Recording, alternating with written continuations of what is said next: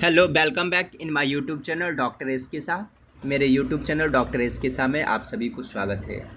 आज मैं डिस्कस करने वाला हूँ अर्थशास्त्र, इकोनॉमिक्स, और इसमें भी टॉपिक का नेम होने वाला है भारतीय कर प्रणाली, इंडियन टैक्सेशन सिस्टम। तो चलते हैं, हम लोग समझते हैं कि भारतीय जो इंडियन टैक्सेशन सिस्टम है वो क्या कहता है और ये टैक्सेशन सिस्टम किस तरह से फंक्शन करती है। तो देखेंगे इस पैराग्राफ को। सबसे पहले हम लोग पढ़ते हैं। तो इस पैराग्राफ में देखेंगे क्या लिखा हुआ है। भारतीय कर प्रणाली एक ऐसी ढांचा है जिसके माध्यम से सरकार नागरिकों और व्यापारिक संस्थाओं से राजस्व रेवेन्यू प्राप्त करती है। यह राजस्व देश के विकास, प्रशासन, सुरक्षा और जन कल्याण योजनाओं के लिए खर्च किया जाता है। भारत की कर प्रणाली दो भागों में विभाजित है। तो क्या समझे, यहाँ पे कहना ये चाहता है कि भारतीय कर प्रणाली एक ऐसा ढांचा है जिसके माध्यम से सरकार नागरिकों और व्यापारिक संस्थाओं से राजस्व प्राप्त करती है। अर्थात ये कि भारतीय कर प्रणाली एक ऐसी प्रक्रिया है, एक ऐसा इसका स्ट्रक्चर है जिसके माध्यम से सरकार यहाँ की जनताओं और जितने भी व्यापारिक संस्था हों उससे राजस्व अर्थात रेवेन्यू कलेक्शन करती है। और यह जो रेवेन्यू होती है देश के हित के लिए प्रयोग की जाती है, जैसे देश के विकास के लिए, देश में अच्छा प्रशासन के लिए, देश की सुरक्षा के लिए और सभी जनताओं और जन कल्याण योजनाओं के लिए खर्च किया जाता है। और भारत में टैक्सेशन जो है, यानी कि भारत की जो कर प्रणाली है उसको दो भागों में बांटा गया है। पहला प्रत्यक्ष कर अर्थात डायरेक्ट टैक्स, ठीक है, और दूसरा है आपको अप्रत्यक्ष कर अर्थात इनडायरेक्ट टैक्सेशन। अब इस पे भी हम लोग वन बाय वन फोकस करेंगे, क्योंकि यहाँ पे हमने पढ़ा एक डायरेक्ट टैक्स है, दूसरा इनडायरेक्ट टैक्स।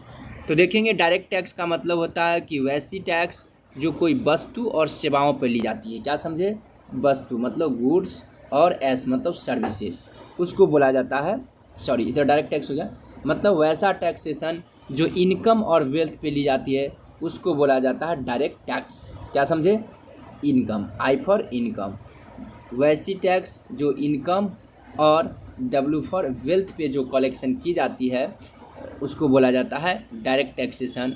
और ये डायरेक्ट टैक्सेशन केंद्र सरकार के द्वारा अर्थात सेंट्रल गवर्नमेंट के द्वारा कलेक्शन की जाती है, ठीक है।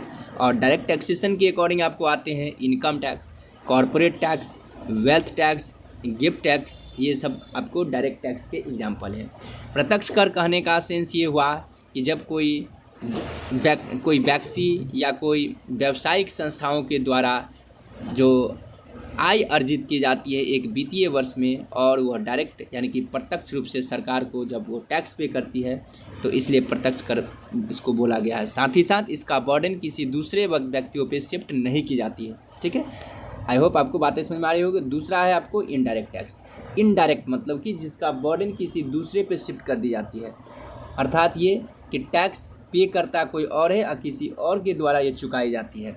और ये इनडायरेक्ट टैक्सेशन ये गुड्स और सर्विसेज पे चार्ज की जाती है। हमारे इंडिया में इनडायरेक्ट टैक्स के एग्जांपल में जीएसटी बेस्ड एग्जांपल है, ठीक है। आई होप आपको बातें समझ में आ रही है, गुड्स एंड सर्विसेज टैक्सेशन। अब आगे हम लोग बढ़ते हैं। अब देखेंगे कहता टैक्स क्या है, इस पर हम लोग थोड़ा सा फोकस करेंगे। कहता टैक्स क्या है, ठीक है, टैक्स क्या है इस पर हम लोग चलेंगे। तो ये कहता कर एक अनिवार्य वित्तीय योगदान है जिसे सरकार द्वारा नागरिकों, व्यवसायों या संस्थाओं से एकत्र किया जाता है। इसका उद्देश्य देश के विकास कार्यों, सरकारी सेवाओं, इंफ्रास्ट्रक्चर जैसे सड़कों, स्कूलों, अस्पतालों आदि और अन्य सार्वजनिक सुविधाओं के लिए धन जुटाना होता है, ठीक है। आई होप आपको बातें समझ में आ रही होगी कि कर क्या है। तो कर एक प्रकार के एक फाइनेंशियल कंपलसरी फाइनेंशियल कंट्रीब्यूशन है जिसे सरकार के द्वारा, चाहे वो राज्य सरकार हो या केंद्र सरकार के द्वारा, यहाँ की नागरिकों, व्यावसायिक संस्थाओं या निगमीय संस्थाओं से पैसे एकत्र की जाती है। और इस पैसे से इस देश के विकास कार्यों या सरकारी सेवाओं या इंफ्रास्ट्रक्चर को बढ़ावा देने के लिए और साथ ही साथ सार्वजनिक सुविधाओं के लिए धन को जुटाती है, ठीक है। अब आते हैं हम लोग आगे बढ़ते हैं, एकदम इजी भी समझना। टाइप्स ऑफ टैक्सेशन, तो यहाँ पर देखिए ये प्रत्यक्ष और अप्रत्यक्ष कर है। यानी कि डायरेक्ट टैक्सेशन है। देखिए, यह वह कर होता है जो व्यक्ति या संस्था की आय पर सीधे लगाया जाता है और वही व्यक्ति उसे सरकार को भुगतान करता है, इसको बोलते हैं डायरेक्ट टैक्सेशन। या यूँ कहें तो डायरेक्ट टैक्स जो होती है एक प्रकार की क्या होती है, जो आय अर्थात इनकम और वेल्थ पे चार्ज की जाती है उसको डायरेक्ट टैक्स बोलते हैं, और ये केंद्र सरकार के द्वारा वसूल की जाती है हमारे भारत में। और इसको डायरेक्ट इसलिए बोला गया है जो कोई व्यक्ति या संस्थाओं के द्वारा सीधे उसके द्वारा अर्जित की गई आयों पे सरकार के द्वारा वसूल की जाती है। ठीक है, उदाहरण के लिए देखेंगे, आयकर के उदाहरण में आपको आएंगे कौन सा, इन डायरेक्ट टैक्स में इनकम टैक्स। देखिए, कहता है व्यक्ति या संस्थाओं की सालाना आय पर लगाया जाता है। कॉर्पोरेट टैक्स कंपनियों की आय पर लगाया जाने वाला कर है, मतलब कॉर्पोरेट टैक्स जो कंपनी पे लगाई जाती है। ठीक है, और आयकर जो है किसी व्यक्ति या संस्था पे चार्ज की जाती है। उसके बाद कहता है संपत्ति कर, प्रॉपर्टी टैक्स, जिसको मैंने बताया था वेल्थ टैक्स यानी कि W। ठीक है, किसी व्यक्ति या संस्था की संपत्ति पे लगाया जाता है, यानी कि किसी व्यक्ति या संस्था की संपत्ति पे चार्ज की जाती है उसको प्रॉपर्टी टैक्स।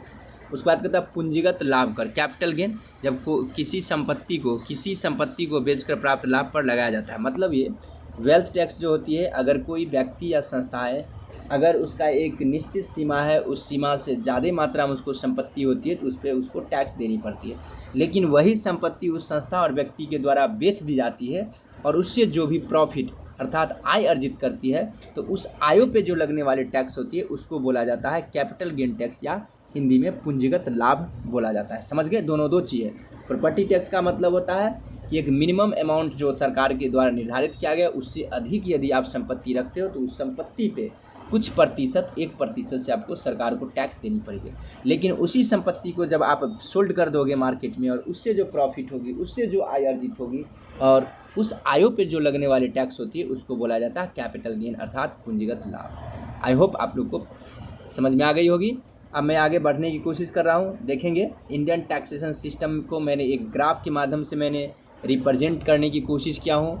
तो यहाँ पे आप देख पा रहे होंगे, यहाँ देखिए क्या कहता है, गवर्नमेंट है ट्रांसफ़र और उसके बाद कहती है टैक्सेशन। देखिए गवर्नमेंट टैक्स कलेक्शन करती है, गवर्नमेंट परचेज, देखिए total income, total production GDP, ठीक ना। गवर्नमेंट बोरोइंग है, इनकम है, हाउस होल्ड है, कंजम्पशन है, इंपोर्ट है, उसके बाद एक्सपोर्ट होती है, कंजम्पशन प्लस नेट एक्सपेंस है। ठीक है, उसके बाद इसी हाउस होल्ड से प्राइवेट सेविंग है, इन्वेस्टमेंट है, फर्म है। तो इस तरह से मैंने एक इमेज के माध्यम से समझाने की कोशिश किया हो, इसको आप लोग अच्छी तरीक़ा से देख लोगे। आप देखेंगे अप्रत्यक्ष कर, मैंने इससे पहले भी समझा दिया था अप्रत्यक्ष कर क्या है, लेकिन फिर मैं यहाँ पे डिस्कस करवाऊँगा ताकि आप लोग को और ईजी वे से कॉन्सेप्ट क्लियर होंगे।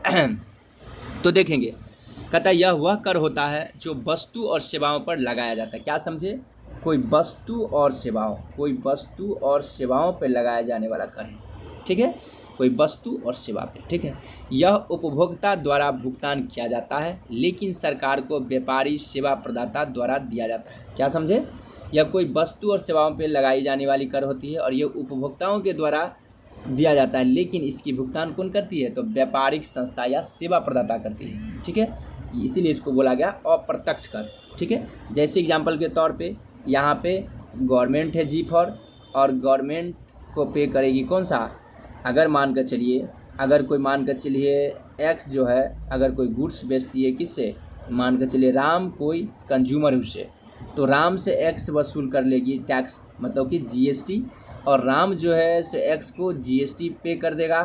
ठीक है, GST, ठीक है, सपोज दैट 200 रुपीज़, तो पैसा पे करना किसको पड़ा, राम को, लेकिन ये पैसा X जो है X जा करके गवर्नमेंट को पे करेगी। आई होप आपको बातें समझ में आ रही है, इसलिए इसको बोला गया अप्रत्यक्ष। अब उदाहरण देखेंगे, इसमें क्या कहता है, वस्तु एवं सेवा कर। देखिए कहता है GST goods and service tax Bharat में वर्तमान समय में लागू प्रमुख अप्रत्यक्ष कर प्रणाली है।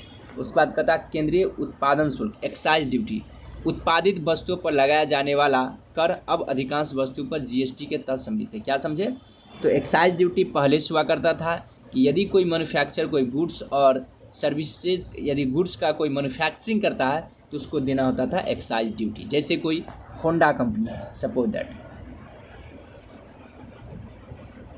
यदि कोई होंडा कंपनी, यदि होंडा की कोई गाड़ी का मैन्युफैक्चरिंग करती है तो उसे एक्साइज ड्यूटी पे करनी पड़ेगी, ठीक है, एक्साइज ड्यूटी देनी पड़ेगी, ठीक है। उसको बोला जाता है केंद्रीय उत्पादन शुल्क, नाम ही है उत्पादन शुल्क। उसके बाद सीमा शुल्क, कस्टम ड्यूटी, तो ये आयात और निर्यात पर लगाया जाने वाला कर है। ये भी अप्रत्यक्ष कर है, चूँकि ये भी गुड्स पे और सर्विसेज पे लगती है। तो कस्टम ड्यूटी मतलब इंपोर्ट और एक्सपोर्ट। इंपोर्ट और एक्सपोर्ट का मतलब अगर आप विदेश से गुड्स को यानी कि बाइंग और सेलिंग करेंगे तो आपको कस्टम ड्यूटी देनी पड़ेगी, ठीक है। आई होप आपको बातें समझ में आ गई होगी। अब मैं आगे बढ़ता हूँ। अतिरिक्त कर, अदर टैक्सेशन में आपको आता है वैट टैक्स, मूल्य वर्धित कर, पहले राज्य द्वारा लगाया जाता था, अब जीएसटी ने इसे बदल दिया, ठीक है। सर्विस टैक्स सेवाओं पर लागू होता था, अब इसे भी जीएसटी में शामिल कर दिया गया। अर्थात ये कि जितने भी इनडायरेक्ट टैक्सेशन था सभी को सबज्यूम करके उसको नाम रखा गया GST, one nation one tax. इसलिए मैंने जीएसटी के बारे में फिर डिटेल से मैंने बताने की कोशिश किया हूँ, ठीक है, गुड्स एंड सर्विसेज टैक्स के बारे में, क्योंकि अक्सर एग्जामिनेशन में पूछे जाते हैं और ये मोस्ट इम्पोर्टेंट ये टॉपिक होता है, ठीक है, जीएसटी। अब देखिए कहता है जीएसटी का परिचय, जीएसटी इंट्रोडक्शन। अब यहाँ से आएंगे और हम लोग समझने की कोशिश करते हैं और एक बहुत ही अच्छे तरीका और बेहतरीन तरीका से हम लोग समझेंगे, चूँकि मैंने यहाँ पे एक इमेज छोटा सा लगा दिया, ठीक है। तो अब देखिए इस पहले पैराग्राफ को हम लोग पढ़ते हैं और उसके बाद आगे की ओर हम लोग बढ़ेंगे। तो देखेंगे इस पैराग्राफ को पहले पढ़िए, इस पैराग्राफ को हम लोग पहले स्टडीज़ करेंगे, ठीक है, और इस पैराग्राफ से ही हम लोग को पता चलेगा। देखिए क्या कहता है, जीएसटी, ठीक है, गुड्स एंड सर्विस टैक्स एक एकीकृत कर प्रणाली है जिसे भारत सरकार ने 1 जुलाई कब लागू हुआ था, 1 जुलाई 2017 से पूरे देश में लागू किया गया।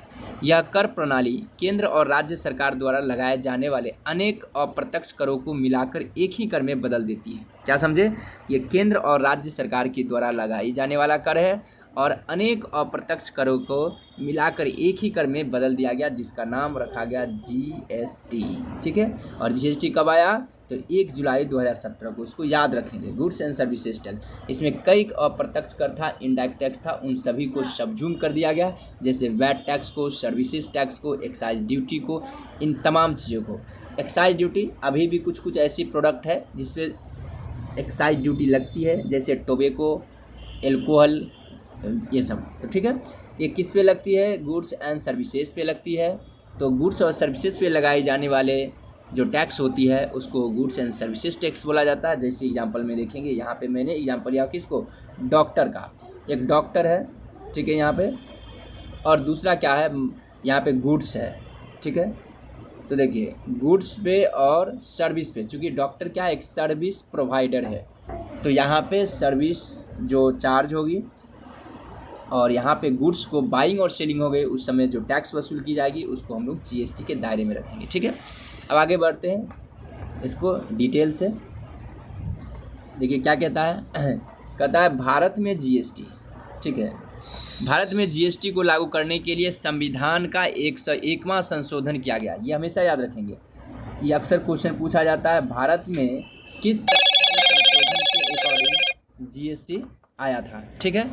तो 101वां संविधान संशोधन के माध्यम से जीएसटी लागू किया गया था भारत में, और कब आया था, तो 1 जुलाई 2017 को। इस चीज़ को भी याद रखेंगे, जिसने केंद्र और राज्य को एक साथ मिलकर कर वसूली करने का अधिकार दिया और एक एकीकृत कर प्रणाली को संभव बनाया। यह संशोधन भारतीय कर व्यवस्था में अब तक का सबसे बड़ा और व्यापक बदलाव माना जाता है। जीएसटी एक मल्टी स्टेज टैक्स सिस्टम है। देखिए मल्टी स्टेज टैक्स का मतलब क्या होता है ये समझिए। मल्टी स्टेज का मतलब होती है कि जितना यहाँ पे वैल्यू में एडिशन होगा उस स्टेजेज पे आपको टैक्स देना पड़ेगा, ठीक है। जैसे मैं एक एग्जांपल लेता हूँ, जैसे एक्स कोई है वो वाई से गुड्स बेचेगा, वाई जो है जेड से बेचेगा और जेड कोई कस्टमर को गुड्स बेचेगा, ठीक है। तो मान कर चलिए यहाँ पे क्या है, सी जो कस्टमर जो है फाइनल वो देगा जेड को टैक्स देगा जीएसटी, और जेड जो है वाई को जीएसटी देगा, और वाई जो है एक्स को जीएसटी देगा, और एक्स जो है किसको देगा जीएसटी, ये गवर्नमेंट को देगा, ठीक है। आई होप आपको बातें समझ में आ गई। तो इसलिए यहाँ पे बोला गया जीएसटी जो है एक मल्टी स्टेज टैक्सेशन है। मतलब ये हुआ, इसका मतलब ये कि हर एक स्टेज पे टैक्स ली जाएगी, और साथ ही साथ एक वैल्यू एडिशन भी है, मतलब कि मूल्य वर्धक है। मतलब मूल्य में जितना वृद्धि होते जाएगा तो टैक्स बढ़ते चला जाएगा। जैसे एग्जांपल के तौर पे एक्स ने वाई से सामान बेचेगा, तो वाई से जो बेचेगा तो वाई खरीदेगा, तो इसके लिए एक परचेजिंग प्राइस हुआ, और वाई उस पर क्या करेगा, उसको ट्रांसपोर्टेशन चार्ज उसमें ऐड करेगा, साथ साथ उसमें प्रॉफिट ऐड करेगा। तो वाई जेड से बेचेगा कुछ बढ़ा करके, तो यहाँ पर जेड से उसका 10% लेगा, तो मूल्य में जैसे वृद्धि होगा तो यहाँ जीएसटी का वैल्यू में भी वृद्धि होगी। फिर जेड जो परचेज करके लाया, जीएसटी वगैरह जितना परचेज किया उसमें फिर वो ट्रांसपोर्टेशन चार्ज ऐड करेगा, उसका जो भी रास्ता का कैरेज चार्ज हुआ सबको जोड़ के उसमें प्रॉफिट को ऐड करेगा। फिर वो बढ़ा करके सी से बेचेगा, मतलब कस्टमर से, तो उसका वैल्यू बढ़ेगा, तो फिर उस पर जीएसटी भी बढ़ता चला जाएगा। ठीक है, आई होप आपको बातें समझ आ रही है। देखिए, जिसका अर्थ है कि यह हर स्तर पर वैल्यू एडिशन पर लगाया जाता है। निर्माता, थोक व्यापारी, खुदरा विक्रेता और अंततः उपभोक्ता। ये समझ में आ गया आपको। अब देखेंगे जीएसटी स्लैब दर, ये भी अक्सर वीवीआई क्वेश्चन है, अक्सर एग्जाम में पूछा जाता है। जीएसटी का स्लैब रेट क्या है, यानी कि जीएसटी का रेट, जीएसटी का रेट। ठीक है, तो जीएसटी का जो रेट है, जीएसटी रेट, ठीक है, तो जीएसटी का रेट हमेशा याद रखेंगे 4 प्रकार की होती है, 5%, 12%, 18 और 28%। कभी कभी ऑप्शन में अगर 4 नहीं दे करके 5 होगा ऑप्शन, तो याद रखिए वहाँ पे 5 ही आंसर लगाएंगे कि जीएसटी का रेट कितना। अगर 5 ऑप्शन है, 4 नहीं दिया रहेगा तो आपको 5 मारना है। क्यों? क्योंकि एक जीरो भी रेट होती है, तो यहाँ पर जीरो नहीं लिखा गया है, इसलिए कि जीरो का रेट से तो टैक्स कुछ बनती नहीं है, तो इसलिए अक्सर 4 प्रकार को बोला गया। जीएसटी का दर जो है इसे 4 प्रकार के, लेकिन आपको एग्जामिनेशन में एमसीक्यू क्वेश्चंस में 4 ऑप्शन ही दे करके 5 होगा, तो आप 5 को टिक आउट करेंगे। अगर दोनों दिया रहेगा, कभी कभी ऐसा भी होगा मल्टीपल चॉइस क्वेश्चन में 4 और 5 दोनों ऑप्शन होंगे, तो आप 4 ही आंसर मारेंगे, चूँकि 5, 12, 18 और 28% होते हैं, इसको आपको याद रखेंगे। कभी कभी ये पूछा जाएगा जीएसटी दरों में सबसे पॉपुलर जीएसटी का रेट क्या है, तो हमेशा याद रखेंगे 18% जो है जीएसटी रेट का एक मोस्ट पॉपुलर है। सबसे कम दर क्या है, 5%, सबसे अधिकतम कितना है, तो 28%, इसको याद रखेंगे। ठीक है, आप चलते हैं, हम लोग समझते हैं, थोड़ा सा डिस्कस करते हैं कि सर जीएसटी तो आ गया, लेकिन जीएसटी को देख रेख किसके द्वारा होती है, इसका रेट का डिटर्मिनेशन किसके द्वारा है, इसमें संशोधन किसके द्वारा होता है, तो देखेंगे एक नेम है आपको, जीएसटी परिषद, यानी कि जीएसटी काउंसिल। तो देखेंगे क्या है, कहता जीएसटी काउंसिल एक संवैधानिक संस्था है जो जीएसटी से जुड़े नियम, कर दरें, छूट और नीतियां पर निर्णय लेती है। क्या समझे, जीएसटी एक काउंसिल है, एक परिषद है, जो एक संवैधानिक संस्था है जो जीएसटी से जुड़े जितने भी नियम होते हैं, ठीक है, उसका कर का दर क्या है, उस पर कितना छूट होनी चाहिए, छूट कितना है, और उससे संबंधित नीति पर निर्णय लेती है। ठीक है, और हमेशा याद रखेंगे जीएसटी काउंसिल का परिषद का अध्यक्ष कौन होता है, तो हमारे इंडिया के फाइनेंस मिनिस्टर, अभी कौन है, फाइनेंस मिनिस्टर सीतारमन है। ठीक ना, तो वही अभी हमारे इंडिया का क्या है, जीएसटी काउंसिल का अध्यक्ष है। जिसे देखिए इसके सदस्य कौन होते हैं, सो देखिए केंद्रीय वित्त मंत्री, तो इसका अध्यक्ष, उसके बाद राज्य सरकारों के वित्त मंत्री, उसके बाद केंद्र और राज्य के अन्य प्रतिनिधि होते हैं जो इसके सदस्य होते हैं। तो क्या समझे, जीएसटी काउंसिल के ये भी अक्सर क्वेश्चन पूछे जाते हैं, जीएसटी काउंसिल का अध्यक्ष कौन होते हैं, तो केंद्रीय वित्त मंत्री। ठीक है, ये अपने यहाँ का कौन है, सीतारमन जी। ठीक है, अब आगे बढ़ते, जीएसटी क्या हम लोग तो पढ़ चुके हैं, फिर भी यहाँ पे मैंने डिस्कस करवाया हूँ, तो देखिए पढ़ता हूँ मैं। जीएसटी एक एकल व्यापक बहुस्तरीय कर है जो उत्पादन से लेकर अंतिम उपभोक्ता तक लगने वाली वस्तु और सेवाओं पर लागू होता है। इसमें एक देश एक कर की अवधारणा को अपनाया गया है। ठीक है, जीएसटी लागू होने से पहले कौन कौन से कर थे, देखिए जीएसटी लागू होने से पहले कौन कौन सा कर था, तो मैंने बताया हूँ कि जीएसटी में कई इनडायरेक्ट टैक्स को सबज्यूम करके एक जीएसटी लाया गया है 1 जुलाई 2017 को।